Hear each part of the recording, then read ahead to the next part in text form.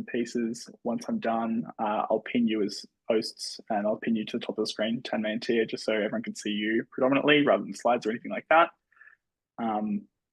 But I'd say we're pretty well good to go. Let's get into it. Hi, everyone. Thank you so much for coming. Thank you for attending this one in our series of AMAs. We're talking about serial founders this go round. Obviously, a lot of people have to start somewhere, but I guess there's a unique experience in having tried to found your own startup before, having had those learnings, had that experience, and still having the courage, I guess, to come back and do it again, having experienced it all. But before we get into that, I guess your real cost of entry to join something like this, you have to hear a little bit about Antler and what we do first. I appreciate a bunch of you already having the awareness of what we do, so I promise I'll make it quick. Really, if you know nothing about Antler, top line info is that we're an early stage VC that runs a residency to foster talented people like yourselves to build startups. We've been in Australia for about 6 years. I've had over 1,000 people come through our programs. We've invested in a few hundred of those people. But the most important thing I want to really illustrate here is our next residency starts in 2.5 weeks on February 3rd. We run in Sydney, we run in Melbourne, and for the first time ever, we are running in Brisbane. So if you're interested in applying, you're interested in getting amongst it, please check out our website. Globally. So yes, we've been running in Australia for a while. Globally, we've been running for a bit longer. We started in Scandinavia. Over the past 7 years, we've grown to 27 offices globally.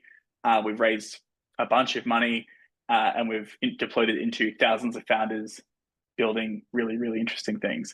We're at about 30% rate of teams with female founders, just under half impact companies as defined by the UN SDGs. The thing I'd like to point out on this slide more than anything is this global positioning, this global presence means that we're really well positioned to help with international expansion. We have networks in all the big markets and a bunch of emerging ones. When it comes to cracking them, our funds in those locations are really well equipped to help you make a splash. So yes, you come do the residency within Australia. The reality is the relationship lasts for a long time and it goes beyond just the borders of Australia. We take founders from a bunch of different backgrounds. We do mean that. We'll talk to obviously about tier and 10 later, but here's a kind of cherry-picked bunch. As you can see, there's some big tech, there's some banking, consulting, startups. We build genuinely dynamic and diverse cohorts, and we believe that translates into better outcomes for founders, better outcomes for investors. Bottom right of this slide really is the, I guess, simple top-line numbers. Average years of work experience, 11 years. I've seen founders come in with as little as 2 to 3 and do really well. So there is no kind of flaw as far as experience is concerned. 38% of companies are formed with a female founder, and 57% of our portcos come with serial founders, i.e. people like Tam and Tia who have done it before, had the learning experience, went in and done it again. As I mentioned, diverse cohort means diverse portfolio. I'm not going to go through each of these because we will be here literally forever, but there's a bunch of B2B SaaS, of course, but we go far beyond that. We've got healthcare, wearables, we've got at-home fertility testing, we've got auth in a box, we've got smarter recycling. There is a genuine breadth of ideas here. We invest in great entrepreneurs first. We don't invest in the idea necessarily. Because of that, we invest in a bunch of interesting people doing a bunch of really interesting things. Really simple stuff here. We still have to adhere to what's called ESG/CLP, so we still need to be ethical in the way we make our investments. We can't invest in very obvious, gambling, mining, etc. There needs to be a distinct social benefit in those. But other than that, pretty open slather. So all these founders, all these companies, how did they get there? There's a lot happening on this slide, so I do apologize, but to really distill it down, we screened from 2,000, 2,500 down to 70 to 80 founders per cohort. We form teams and we validate ideas in the first half of the residency. So that first half really focused on making sure that you know who you're working with and you know what you're working on.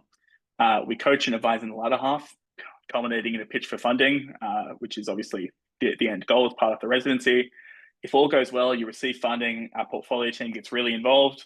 They help out with the immediate setup. They help out with fundraising beyond that first check. They help out with marketing, PR, global expansion, everything. I'm sure we will touch on that later on. Last big thing I really want to cover before getting you to the thing that you actually want to hear about. I guess funding beyond the residency, really important. Residency, obviously key. You get the learning experience. You get off the ground floor. But what happens after that? That first check is great. Statistics show that most startups die before they hit a Series A. Our research shows that you're at about a 50% likelihood of hitting Series A if you raise more than 250K in your first 12 months. That means that for us, we have a vested interest in ensuring that we fuel the rocket ship quickly. You get funding from a few different places early. It means that you're much likely to have some staying power. What we've done, our agreement for rolling capital, our ARC here, means that basically we'll follow on in your next fundraising round if you can lock down 300K Australian from sophisticated investors 12 months from when you do the residency. That's a lot of words that might not mean much at the moment, but fundamentally what it means is that you're able to use this agreement when going into your fundraising conversations after the residency with the confidence knowing Antler will cover a third of your round without you having to really lift a finger. It's a big confidence boost for other investors. It means that you have a lot less effort you need to expend to get the money in the door. It helps. You might not know how much it helps at the moment, depending on how many founding journeys you've gone down, but it is enormously important. Last bit, so funding beyond the residency. We're a genuine long-term partner. It's not just come do the residency, come get your seed round and that's it. What happens come Series A, B, C? This, essentially. The Elevate Fund is our way of ensuring that you're around for the long haul, we're around for the long haul, and that you have the ability to come back to us, stay involved with us for 5-10 years. Once it's clear that you're doing really cool things, basically we pop you onto Elevate's radar and you shift from a local fund focus, i.e. the Australia Fund, into our global fund focus, and you start being able to access funding in the order of $10 million checks. This is a pretty unique thing in market.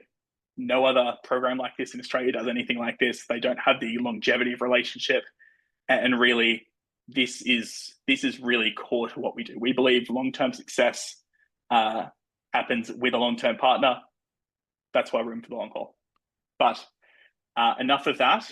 If you want to learn more about the residency, if you want to learn more about what we do, by all means, hit up myself, hit up Layla.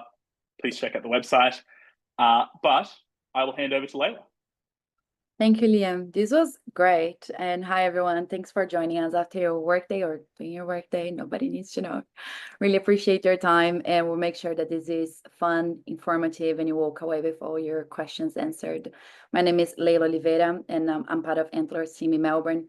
And my job, alongside Liam, is to find the best founders in Australia. So if you are one or you know one, please reach out on LinkedIn. I would absolutely love to chat. Joining me today, we have Tia Collins. Hi, Tia. Sorry, take myself off mute. Hi, everyone. Hello. And Tanmay Patel from Lingo. Hey, Hello. everyone. Before we kick off, as Liam mentioned before, we say that we invest in people first, any day a second. So before we talk about the professional background and how stressful it has been to raise capital, let's go back a little bit. And I think that we can get to know a lot about a person checking their Instagram algorithm. So tell us what has been on your feed lately and you never told anyone. Tammy, you go first. You know, I'm not those gonna videos that when lie. comes up, you're like, probably time to go to sleep. Well, I think most of my videos are made up of dogs. Since I moved to Australia from New Zealand, I haven't had a dog in our apartment, so I get it through a digital source. So yeah, it's mostly dogs doing silly things or interacting with babies. Green flag. Tia? I'll be honest, I'm not a very big social media person, not on it a lot. Read a lot though, and I am a big fan of podcasts. So one that might be interesting if people haven't got into it yet is Founders by David Senra. It's literally like a history of all the amazing founders, going back years and years, what they did, why they did it, their thinking, and I'm addicted. So if you haven't listened to it, check it out. That's great. How do you manage to listen to podcasts and educate yourself when you have literally a big company to build? Sorry, how do you manage what? Sorry? How do you manage to listen to podcasts and keep educating yourself when you have the whole business kind of relying on you? How do you keep listening to it? Do you mean the podcast? How do you find time for it? Oh my gosh, the gym, walking the dog, like I've got it in my ear, like doing cooking, yeah, on the side. Yeah, awesome. So let's start with you. Let's talk about your background. So obviously now you have the company, you're backed by Antler, supported by us, but keen to learn more about your journey before that. Tell us a little bit more about your professional background.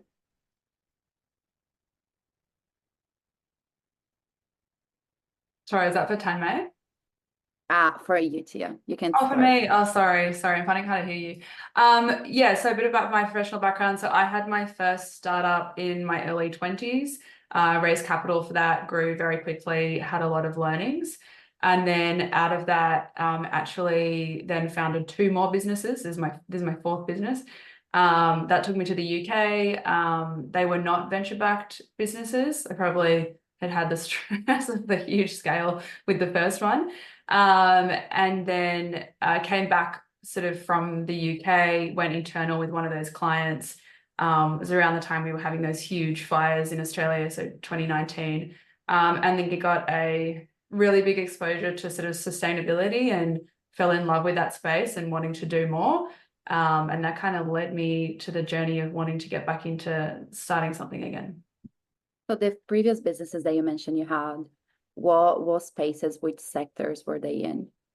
Oh, I've been really fortunate. I've done a whole bunch. So the first one was in education, and we were doing like a circular economy solution before like some of those books around it were actually made. And actually we started with 2 different ideas in that same problem space, but 2 different ways of tackling it.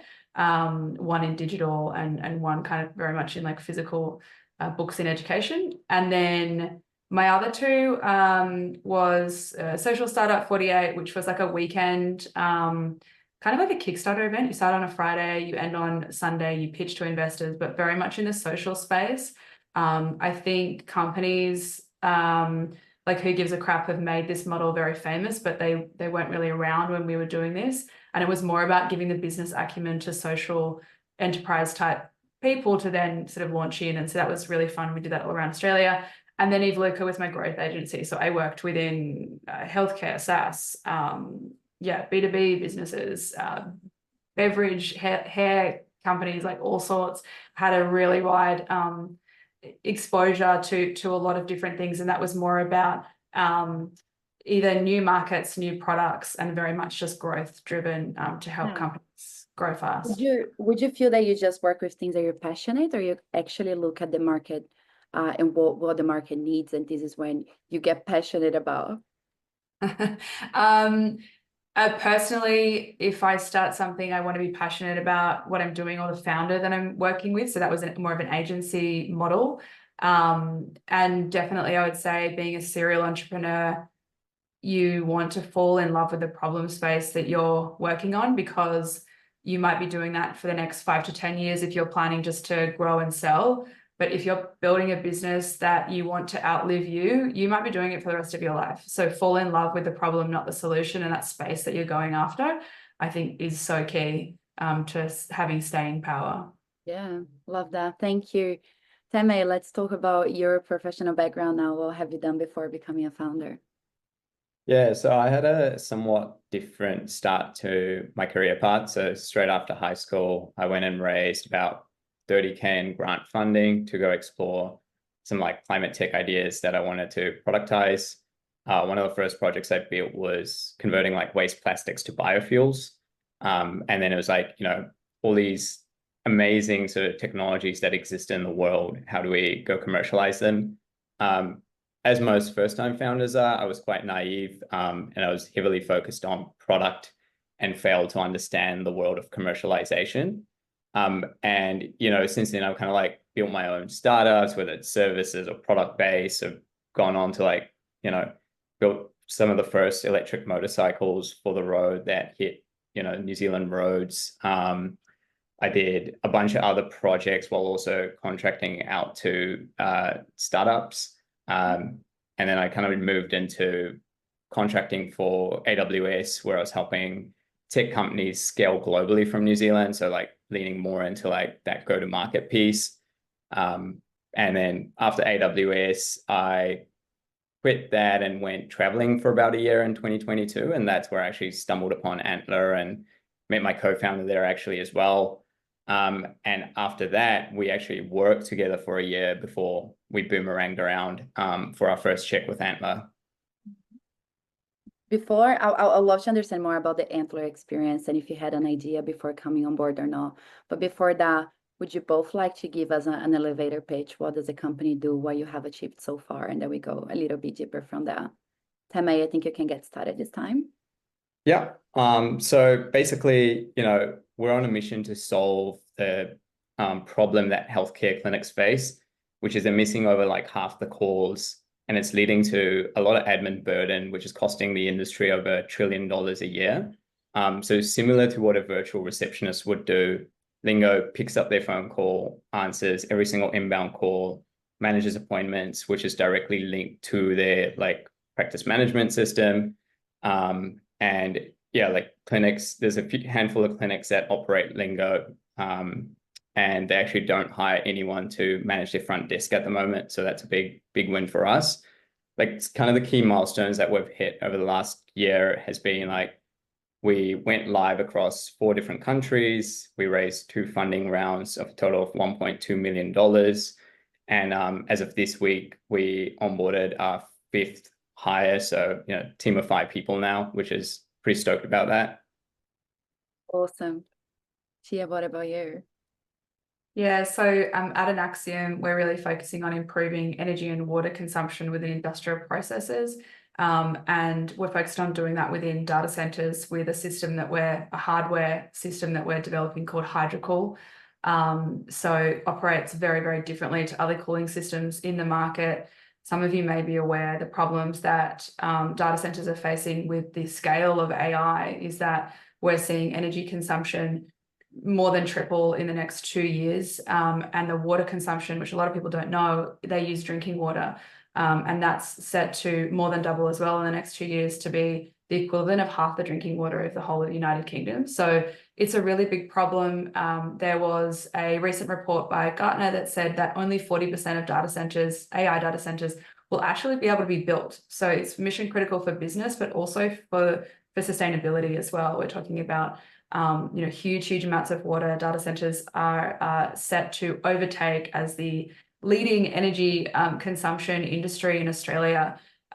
So really trying to work with them on the cooling side. Cooling can account for 50% and all the water losses within a data center with HydroCool. And we've been working with and talking to quite a few data centers, and we'll have our first operational pilot in the next month or so. That's awesome. I love how different are the problems that you're solving, but equally big. I'm curious to know if you already had all of this knowledge about how big was the problem, or which kind of idea did you want to work on before coming to Antler, or these ideas actually came out throughout the cohort? Whoever would like to go first. You can go first, yeah. Yeah, I don't mind joining in. Okay, so Bajan, my co-founder, had been working on this system for 10 years. So I was very fortunate to meet him in that he'd already done 2 pilots, but he was looking at it for mining. So where we had this equipment, we were very product-led in the approach. And literally that first piece of meeting him was, okay, is the biggest value proposition actually in mining, or can we take a step back and look at and talk to a whole bunch of other industries and find out? So we hypothesized that data centers might be a good market, but it wasn't through this process of kind of talking to so many different engineers and customers that we found that yes, it can work. And even then we had to run simulations and find out. So no, the hardware, but yes, very much the value proposition in the customer and the market was through a whole process. Yeah, okay. And what's kind of the first thing that you joined? Because we do have people that throughout the cohort, they kind of try different things. Yeah, actually, Bijan and I got put together in a design sprint. And I think now they've changed the format that in those design sprints, you don't work on someone's idea. But in our cohort, you were allowed to work on someone's idea. So Bijan kind of said, well, I have this hardware. You know, for those of you listening, you kind of put together with sort of three other or four other people within the cohort when you join. So actually, we sort of got together on that and ended up it was like half a day and ended up just working like so much to understand this problem and look at it. So we didn't really look back from that. Actually, we really hit it off in that first design sprint and teamed up very, very quickly. I was very adamant going in that I wanted to go into hardware and climate tech. I'd done a lot and seen a lot in software, and I know it's harder to build in, and I'm seeing that going through it now, but was very excited he was building hardware. Meant to be. Yeah. Emily, what about you? Did you have this idea before you joining Antler? That's why you joined? No, so our one was quite different. So ending my travels, when I came to Antler, I had a different idea. But that's where I met my co-founder. He was kind of working on his idea and I kind of wanted to work on my idea. And it was in the payments aggregation space. But as we kind of just got to know each other, we realized like we wanted to work together, but none of us really wanted to work on each other's idea. And this was probably towards the end of the call. It's around November 22. So ChatGPT's just come out to like mass market, and we're sitting there going like, you know, AI is going to drastically change the way businesses operate. And we can think of like a million different ways we can like commercialize this, but we just don't know where we should start. And yeah, we kind of flipped it and we went and did a blank slate, like problem discovery, talked to like hundreds of businesses across basically every single industry, and found out, you know, like every single one, like phone calls is a big issue, and eventually ended up narrowing it down to healthcare because they were one of the only industries that was actually spending money on hiring overseas or offshore people to just manage their calls. And it was true for like healthcare across the globe. So that was a big like aha moment of like, we genuinely thought like voice technology was going to catch up. Again, like when we started, the tech wasn't really there for voice. Like the interactions would take over 15 seconds over a call. It would cost like, you know, $10 or more to run. So it wasn't really feasible, but we knew there was like something there. And so, yeah, we started building it. And as we got closer and closer to that commercialization piece, yeah, we reached out to Antler when we rolled out with our first customer. Awesome. For people that are attending here, who here has just show of hands, who has a business idea, something that you have in the back of your head and you're like, one day, okay. So most people here have a business idea. How would you recommend to them to validate that, to actually see if this is a good idea or not? Because we always think that our ideas are great, right? But how can we actually make sure? How did you go about that? Yeah, so I think there's like a lot to unpack there, whether it's like, you know, like previously some of the ideas that I might have worked on in the past and they might have failed. It wasn't necessarily a bad idea, but it would have been a bad founder product fit. And then, you know, you kind of want to nail the founder market, and then the product market fit as well. So, you know, if you're going after an idea that's super hard, that's super complex, and you're going to have to figure out a lot of things before you get there, just make sure you have a lot of resources at hand, whether it's time or money. So yeah, like really boiling it down to like one, like why you want to do it. And two, like just talking to the market, like customers will tell you exactly what they need. But the flip side to that is also like observing it and figuring out like whether the customers actually need that or if they need something else that they don't even know that they need yet. So yeah, we spent a lot of time in our market. Like before we went into healthcare, we would sit and observe clinics. Even in the waiting rooms, like we would be observing like what do the admin staff do, what do like practitioners do, and then just making notes of that, and then like processing that data to be like, cool, like what makes sense, what doesn't make sense. Even like feasibility, like, you know, again, resourcing is a constraint. Like, are you picking an idea that you can commercialize quick enough to survive? Or is it an idea that if you do struggle to commercialize, you'll have access to resourcing to like keep that momentum going? Yeah, That's a great point. We see a lot of people that like the idea but wouldn't pay for it. So how can we make sure that you're building something that people love so much that they're willing to pay for it? Tia, what about you? What would you add to that? yeah, I agree with the paying for it, even with pilots, like putting some money down. Yeah.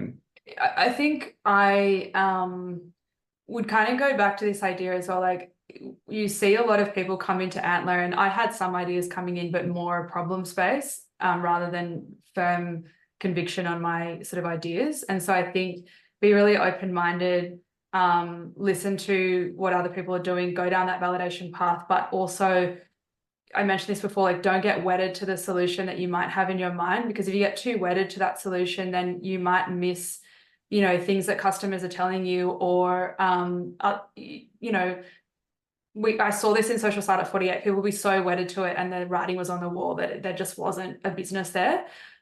So fall in love more with the problem space. And that, I guess that comes to that problem, that founder fit. You're probably all from and have a lot of experience, you know, in your industry with different things. Like, focus on those problems first. And, you know, Tanmay, that's definitely what you guys have done. You focus on that problem first, and then kind of gone, well, does my solution still fit? Do I need to pivot it slightly, change it slightly? Is it just like increasing the value? But I think get out there and talk to people before you think you're ready as well.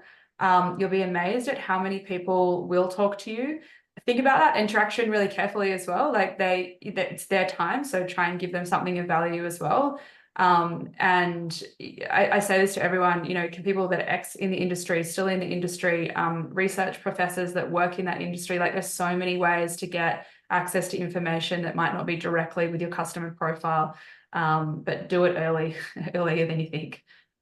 Yeah. See, I think this is a great segue for the next question. How has your idea evolved or pivot over the years? You mentioned before that the customer that you're focusing on changed. The sectors have completely changed. Personally, was it hard for you to kind of let the first idea go and see what the company was going to become? For us, we kind of over validated Hydropool. We found over several different markets, and at the beginning, you're desperate for business. You want to get cash flow quickly. Like, it's tempting to go for all those businesses, but in reality, you're a small founding team. You don't have endless resources. You have to focus. And so, you know, this opportunity cost of, I could have gone down that path. Would we have been better? We have to kind of walk through. It's not a two-way door. It is a two-way door. We can go back to that decision later, but we have to kind of focus, and we can live or die by choosing the wrong industry. So it was hard. But I think the value proposition and the tailwind was there for data centers. You know, we're still sowing some seeds where we think it also, you know, I think it goes back to that timing as well. Like, can you actually succeed in the time frame that it's going to take you to get to market in that industry? And are you competitive enough? And if we look at, like, this came from mining, like, getting into mining with hardware can take a very, very long time. You need to prove a lot of scale. You do need a lot of scale in data centers, but because of redundancy, actually the scale is smaller. So we looked at that kind of piece as well, and looked at how long is it going to sell us into this market? Can we compete? How can we get there quick enough to get cash in and start commercializing? And it's probably a similar time made of what you looked at when you went after that industry.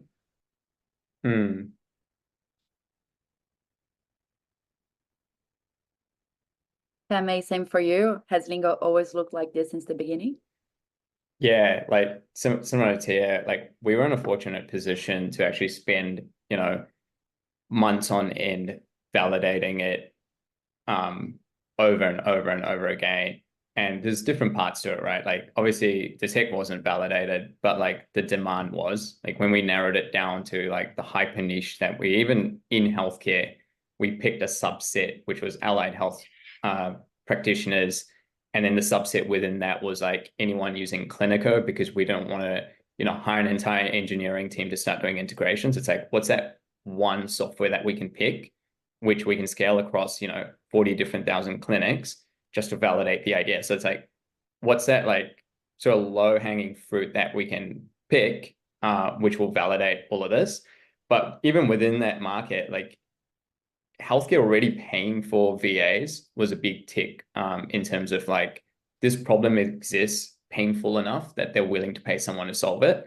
So yeah, like we were fortunate enough to spend a lot of time just validating who are we going after and why. And then there were other factors as like, generally healthcare seems to be less competitive than a lot more other industries. So when the wave of like AI voices did start and all the US companies were getting tens of millions of dollars of funding, we still had this like greenfield opportunity across Australia, UK, and we were the first AI partner with the PMS system we integrated with. So there's a lot working in our favor because we spent those early days just validating, like, are we picking the right market? Are we picking the right customers? And, is the money going to make sense if the product worked? Yeah, I used to think that a founder with very high conviction right on the early stage was what we were looking for. And actually, yeah, you're right. Ideas change all the time. You have to be passionate about the problem, not the solution, because the solution is going to be changing. I listened to a podcast the other day with Floodgates partner that is a massive VC in the US, and they said that between 80 and 80% of the profitable exits that they had came from companies that pivot, and one of them was Switch that obviously sold to Google for $1 billion. So it's good to refine our eyes as well. Yeah, fair enough. We had really good questions here coming up, and I think you both be great answering that. First is, how do you answer the question of cost when you don't have a completed product? So I'm assuming that is when you're going to go for validation and you're talking to early potential customers. They're probably going to be asking about how much does it cost? How do you answer that? Do you want me to go first? We have taken a very consultative approach. Data centers is actually not a market that Bijan and I have sold to before, right? We've had to bring on consultants that are specialists in this area and all sorts of specialists. And we are open about that when we come in and when we share what the technology does. And so we don't really know the pricing, and we also have to give a safety margin on cost. A lot of businesses have come in and give pricing, especially in hardware businesses, being wrong about what they can deliver and seeing their business go bust. So very cautious about giving the wrong price. And we have given a range and gone, we've done a lot of research. This is what we see in the market. We always do, we collect a data sheet from them. So we do a simulation and a business case before we present anything to do with price, but we do show them openly and say, we're entering this market. And we've only actually done this with one customer, and then used the learnings from the one customer to then just go and sell in, because we were confident then about the pricing. But to say, what do you think about this? We'll give you a deal. You're helping us with the pilot. You give us some feedback on like where you think this pricing should be. And that was so valuable. We even went so far as to show them the margin, and we said, we've done research that this is the margin it should be. And this is the IRR we think you'll be, we think the market will be happy with. So that was a risk for us to take that really open approach. But this company had been really keen on being the first, testing us, all sorts of things. So we really took that open approach. And if there is a customer that you think you can do that with, they shared so much more because we were so open about everything in that. Obviously, we had an NDA and the company can't share anything, but it is a good way to get validation on price. The other way is just to also ask, like, what's your IRR? Like, what is and the costing piece? Yeah, we do a safety margin. So we say, these are all the known factors of our pricing. These are all the unknown factors. Because you can think about like commissioning, installation. There's so much that we don't know. And so we say, this is what we lock in and this is our unknowns. So X work or whatever it is. And we're very open about that pricing as well. And we'll be learning about that as we even implement, small, medium and large. So I think it's a journey, and be open if you can be. Was that helpful, Arthur? Cool. Christopher left another really good question here. What has been the top 2 benefits you have had working with Antler in order to drive success of the business? Yeah, I can go for that one. I think like one of the biggest ones again, I moved over from New Zealand to Sydney, was just plugging into the community, like was pretty fresh to the city, had no real connections with like founders or investors or anyone in that ecosystem. Like just plugging in straight away was like vastly beneficial. Even after doing Antler, like the founder community is still there and it's accessible. So like when you need to just soundboard something, you need to ask something, it's super simple to just jump on and just ask the people that have already done it. Whether it's something simple like which service providers you should trust, or like something more complex like how do you navigate like overseas landscapes when you're launching, like whatever that may be, someone's probably done that there, or at least made some heavy mistakes which you can learn from, which I think genuinely just saves you a world of pain. And the second one, like Liam touched on this, but it was the ARC follow-on funding. So we raised 2 rounds of capital last year, arguably, one of the worst times to raise money in venture capital. And like the ARC just worked wonders. Not only do they do follow-on capital, but they have a network of people that they can introduce you to. And one of the things to get right when raising your next round isn't how many VCs can you go talk to, is like how many VCs are actually deploying early stage and will write you a check, because everyone likes to say they deploy early stage, but no one will have written a pre-seed or a seed check over the last 12 months. I heard this my entire career as well. VCs say that they invest early, but then when we pitch to them, they say come back in 6 months. So how early is too early? Yeah. I think that Antler addresses that. Tia, what about you? What do you think was the main benefit for building with Antler instead of just building by yourself?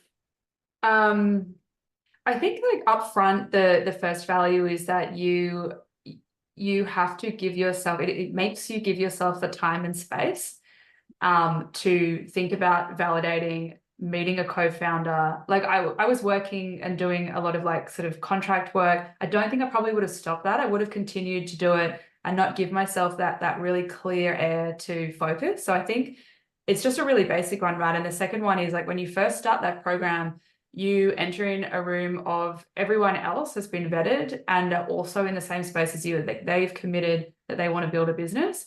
And I've never been in a room like it, like how do you find a co-founder like in the same way? So I think that early piece, and also it's quite support, like there's a lot of support to validate feedback, but there's a lot of pressure to do it quickly. And so, if you've been thinking about this idea for ages and you still haven't got to the point where you validate, like go into this program because you're going to be forced to do it and do it quickly and find out, is this a good idea? Is this not a good idea? And as soon as you get into IC, or accepted to pitch at IC, you've got a couple of weeks to then add on to that validation. So I think the structure, the support. I'd also add to Tanmay as well. Obviously, we're building hardware, so our requirements for cash are a lot higher than a traditional SaaS-based business that Antler traditionally does. And Antler has worked with us very closely and been very aware that that's what we need to scale our business. And so say from a cash point of view, we've already been talking to Elevate. We have felt very supported, and obviously them taking a third, like we're just raising our seed round at the moment, is quite a decent seed. So, they continue to come in and support, and that also stands and speaks volumes for other investors, because you don't have to like fill out that round as much. So it does really help you in later stages. Yeah. Clarifying what is Elevate. So the first and second check that we put on is part of our Australia fund that we just raised $80 million. So we still have all of that to deploy. And then after that, we have a bigger fund that is called Elevate. It is a global fund. And then Tia is having access to that now, having conversations with them. Question about the previous businesses. Every time that I see that someone is coming on board doing interviews with us and they had a business that failed before, they kind of want to avoid talking about it. But for us, it's not a red flag at all. It's actually good that you've tested before. What would you say that you've learned from the previous businesses that you had, mistakes that you made, that you said, this time I'm not going to do that again? May get started. Or Tia, go for it. May, do you want to go? Do you have one in mind? I'm just having a think about Yeah. I'll so my first business still exists. They've raised over $20 million. They operate through Southeast Asia. Like it's still a big business and doing well. So my decision though to exit was because I fell in love with a solution and our business pivoted away from that solution. And I wasn't tied to doing that for the next 10 years. And when I look at when I exited that business, it still is doing part of what it had to pivot to do. So it is still, 15 years later or more doing that. And I saw that and didn't want to be spending my whole time doing it. So I think this is why I say that as well. Fall in love with the problem space, not the solution, because I had definitely fallen in love with that solution and then was like, do I want to do this? And the market was a bit too soon. I think the idea that I was sort of more wedded to was too soon for us to execute that.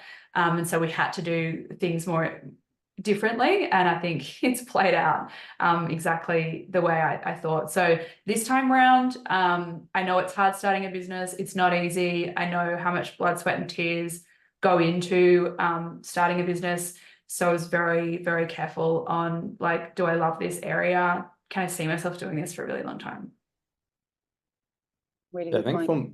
for mine, it would be, I think like I love complex products. So as a first-time founder, it's a lot easier to get, in love with building the product. Like Tia's mentioning, not falling in love with the solution. As a first-time founder, it's like very easy to fall in love with the solution you're building. And kind of overlooked the importance of commercialization, go to market, and actually, again, falling in love with that market too.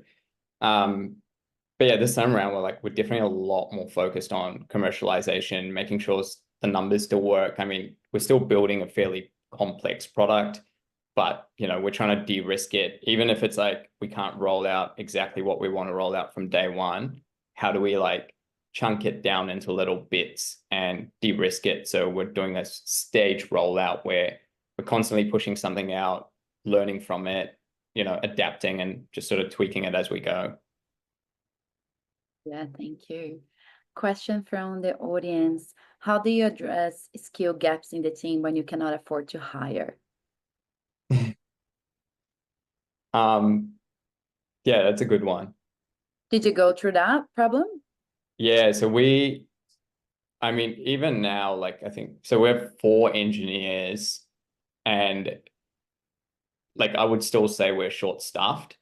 But it's one of those things where it's like when you're early stage, you kind of want to be understaffed than overstaffed. You run a lot lean. There's no like barriers in terms of how we're communicating. Everyone's kind of on the same page. So it's a tough one. Like I think you need to like be strict with some of the milestones you set yourself before you can just kind of start putting people at work. For the most part, I guess it's the founder's job, but it's like try to do everything and as much of it as you can.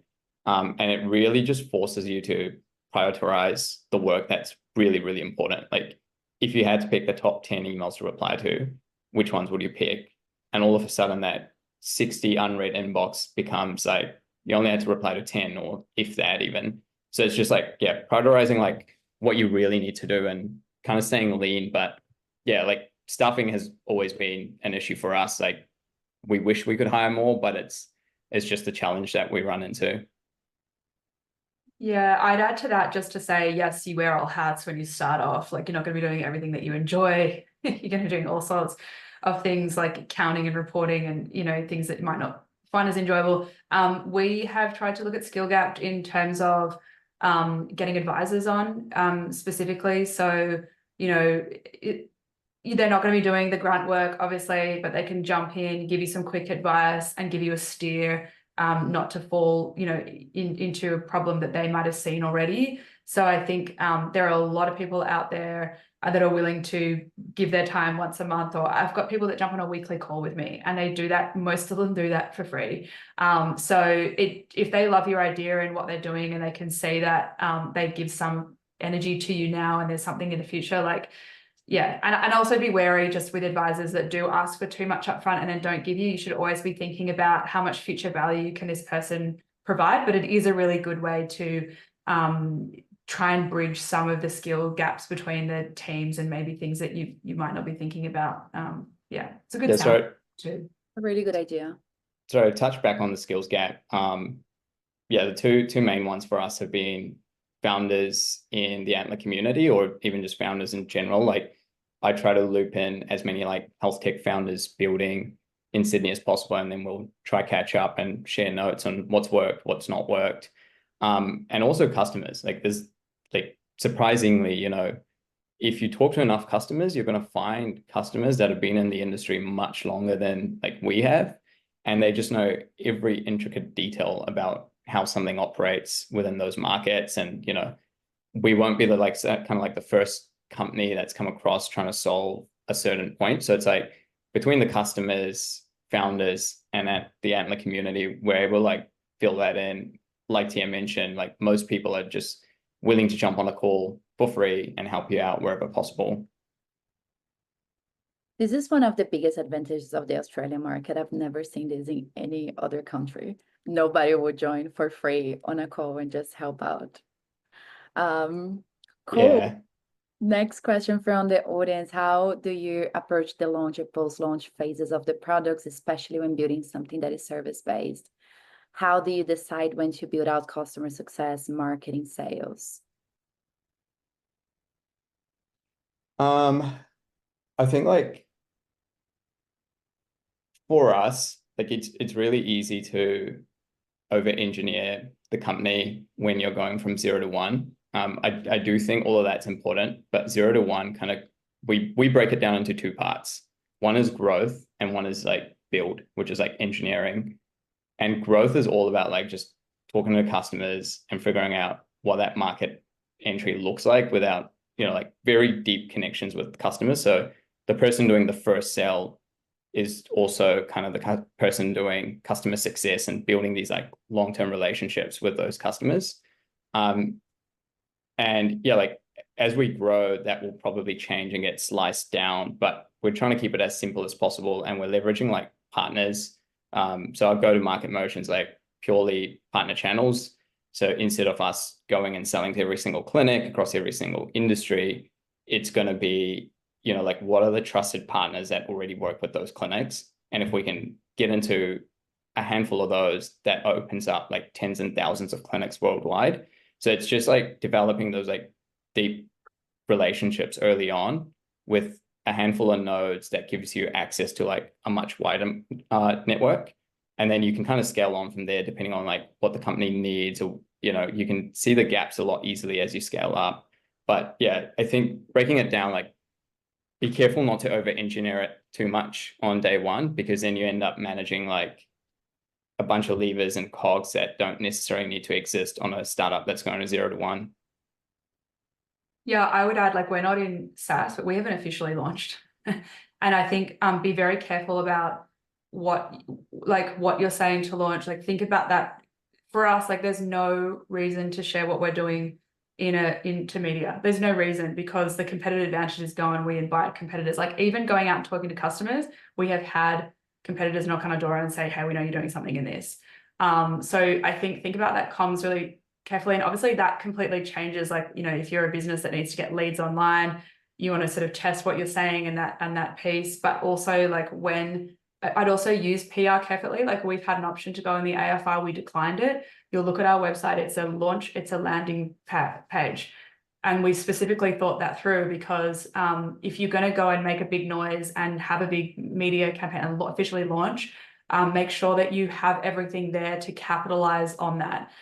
You know what I mean, like funnels and more information that people can dig into, like being more ready to sell. So I think there's sort of probably different definitions around like launch and a soft launch, which maybe you're just talking directly to customers because that's who you only care that they know you, or does your product really require, you know, a much bigger breadth of people to know you? So yeah, I think about that. And, you know, as Tanmay said, like, you don't have to build Rome in a day. And sometimes getting to that first like 10 customers, 100 customers, and then 1,000, like, you can sort of step that out. and kind of save the big bang maybe when you need it. Yeah. Can I just say, what a power move to say no to the AFR.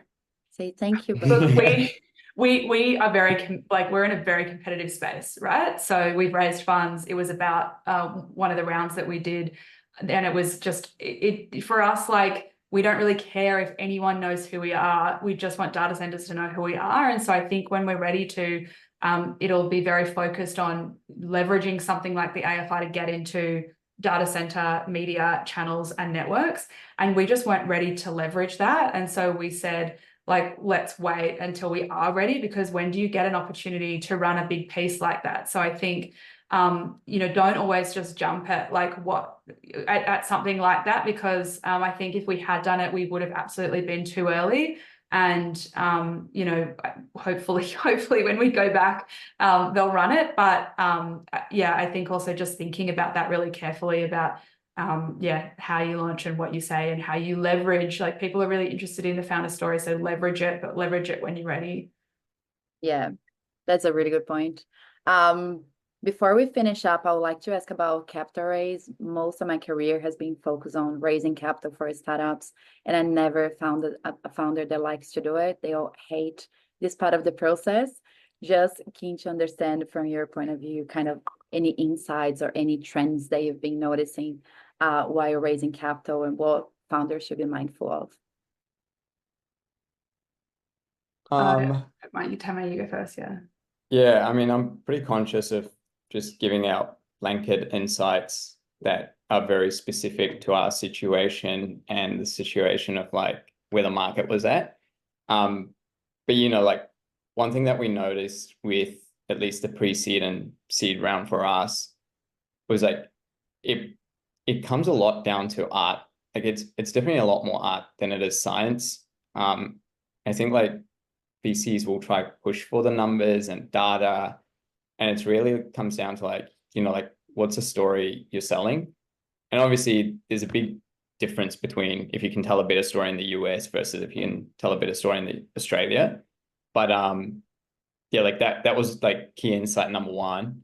And another one that we've already covered is, like, a lot of VCs are going to say they invest early on, but, like, as founders, making sure, like, like, your time's super important. Like, that question showed up, like, you don't have the resourcing to hire people to do a bunch of things. So, like, in order to, like, maximize that time, just be super careful of, like, the VCs that you talk to. So one thing we did was, like, we didn't talk to, like, an infinite amount of, like, VCs for our second round. We created a short list, and if they were somewhat interested, we were asking if they had deployed in generative AI, or if they'd deployed a seed or a pre-seed round over the last 6 months. And if they hadn't, they were kind of just poking around to see what's in the market, and they weren't actually actively investing. And, surprisingly, that brought down the list very small. Like, I could count it in my, like, 2 hands. And then, from half of those, you'll get quick yeses or nos. And then there's only, like, a handful of deep relationships you'll have to go build out. So instead of, like, spraying and praying of, like, 70, 80 different emails, just make sure you spend some time into, like, figuring out who actually makes a good fit and allocating your time to them. Yeah. I would say I don't hate fundraising, but it is a challenge, and it's like having 2 jobs, and it does take you away from focusing on the business. So I'm always very happy when it's closed, because then you can actually focus on growing. I think what we've seen in the market is obviously rounds slow down, valuations go down. We haven't seen as much capital in the market. And so, the message out there is to go out early, give yourself more than traditionally it was taking 6 months to do pre-seed. Some of companies were going out to 18 months. So, like, prepare yourself that journey might take you a lot long to close, and you need to find a lead. That lead investor doesn't have to be the biggest check in, but they have to be someone in the market that can validate what you're doing. So it could even be an advisor. Like, think more broadly about who can lead that round, because in Australia, nothing moves until you get that lead. It's something to really think about early and invest time in your leads, because a lot of people will then follow, and they can follow very, very quickly if you nail that lead. I would also say, start early. You might be too early. Your business might change. It might pivot over the time, but just keep talking to them. Like the people that have led our rounds, we have been talking to them for a long time. We have a monthly newsletter, and we're hardware, right? There's not a lot of investors in Australia that purely do hardware or have done hardware investments before.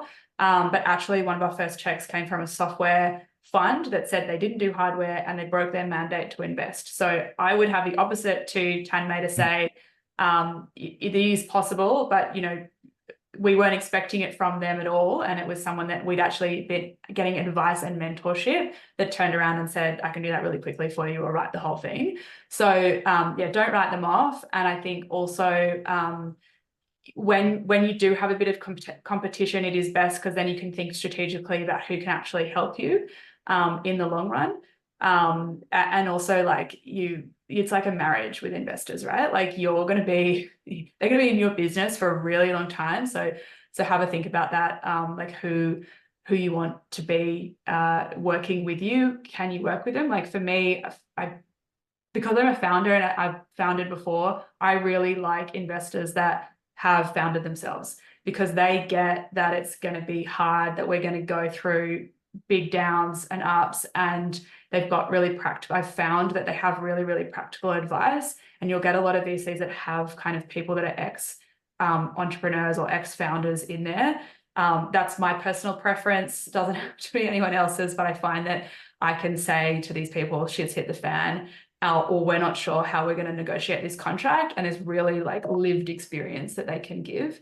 But I would say, yeah, it is taking longer. So conserve cash, watch your cash quick, like, and just try and really, really hone in on what are the things that I need to prove out to get that cash in the door, and ask investors, like, what do you want to see? What do you need to see me hit to hit your mandates? And yeah, I think to Tanmay's point, are they actually active? Do they have a fund ready to go now? Or are they like getting the opportunity and then having to raise that funds? There's lots of different structures out there. So find out how active and if they have actually got the funds or not.